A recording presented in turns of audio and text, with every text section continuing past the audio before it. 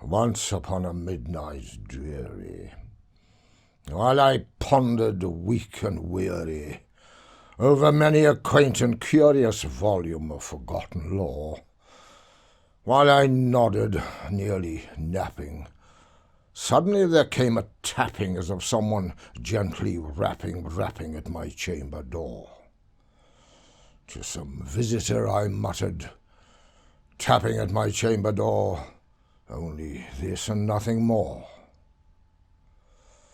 Ah, distinctly I remember it was in the bleak December, and each separate dying ember wrought its ghost upon the floor.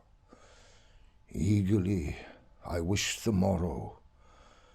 Vainly I had sought to borrow from my books surcease of sorrow, sorrow for the lost Lenore, the rare and radiant maiden, whom the angels name Lenore, nameless here forevermore. And the silken, sad, uncertain rustling of each purple curtain thrilled me, filled me with fantastic terrors never felt before, so that now, to still the beating of my heart, I stood repeating to some visitor entreating entrance at my chamber door, some late visitor entreating entrance at my chamber door. This it is, and nothing more. Presently my soul grew stronger, hesitating then no longer.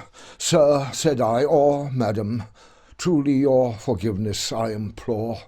But the fact is I was napping, and so gently you came rapping, and so faintly you came tapping at my chamber door, that I scarce was sure I heard you.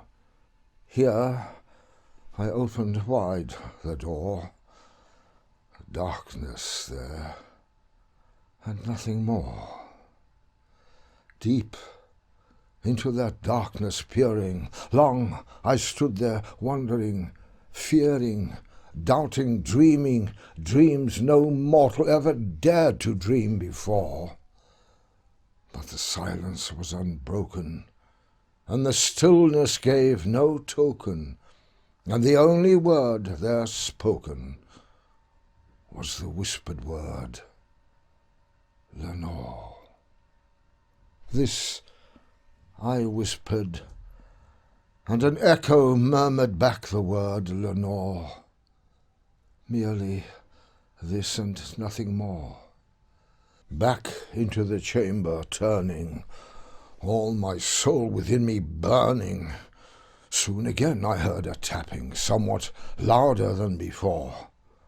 Surely, said I, surely that is something at my window lattice. Let me see then what thereat is, and this mystery explore. Let my heart be still a moment, and this mystery explore. 'Tis the wind, and nothing more. Open here I flung the shutter, when with many a flirt and flutter in there stepped a stately raven of the saintly days of yore. Not the least obeisance made he, not a minute stopped or stayed he, but with mien of lord or lady perched above my chamber door, perched upon the bust of Pallas just above my chamber door, perched and sat, and nothing more.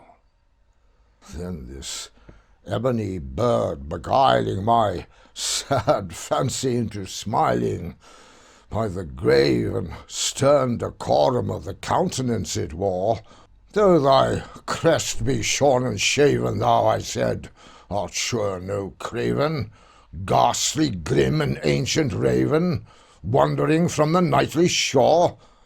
Tell me what thy lordly name is on the night's Plutonian shore. Quoth the raven, nevermore. much I marvelled. This ungainly fowl to hear discourse so plainly, though its answer little meaning, little relevancy bore. For we cannot help agreeing that no living human being ever yet was blessed with seeing bird above his chamber door, bird or beast upon the sculptured bust above his chamber door, with such a name as Nevermore. But the raven, sitting lonely on the placid bust, spoke only that one word, as if his soul in that one word he did outpour. Nothing farther than he uttered, not a feather than he fluttered, till I scarcely more than muttered, other friends have flown before, on the morrow he will leave me, as my hopes have flown before. Then the bird said, Nevermore. Startled at the stillness broken by reply so aptly spoken, doubtless, said I, what it utters is its only stock and store, caught from some unhappy master whom unmerciful disaster followed fast and followed faster, till his songs one burden bore, till the dirges of his hope that melancholy burden bore, of nevermore. But the raven still beguiling all my fancy into smiling, straight I wheeled a cushioned seat in front of bird and bust and door. Then, upon the velvet sinking, I betook myself to linking fancy unto fancy, thinking what this ominous bird of yore, what this grim, ungainly, ghastly, gaunt, and ominous bird of yore meant in croaking Nevermore. This I sat engaged in guessing, but no syllable expressing to the fowl, whose fiery eyes now burnt into my bosom's core.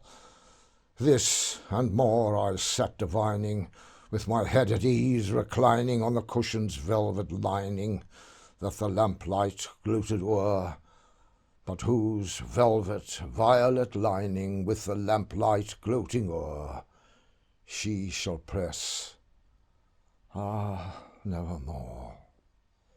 Then, methought, the air grew denser, perfumed from an unseen censer, swung by seraphim whose footfalls tinkled on the tufted floor.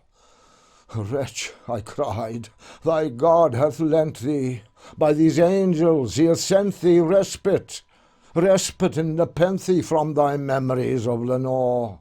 Quaff, oh, quaff this kind nepenthe, and forget this lost Lenore. Quoth the raven, Nevermore.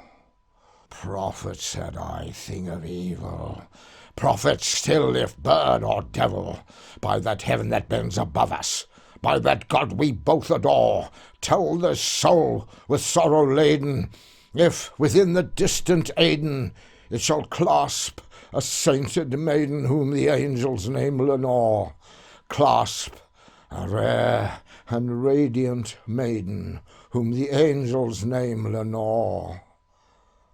Quoth the raven, Nevermore. Be that word a sign of parting, bird or fiend, I shrieked, upstarting, get thee back into the tempest and the night's plutonium shore. Leave no black plume as a token of that lie thy soul has spoken. Leave my loneliness unbroken. Quit the bust above my door. Take thy beak from out my heart, and take thy form from off my door. Quoth the raven, Nevermore.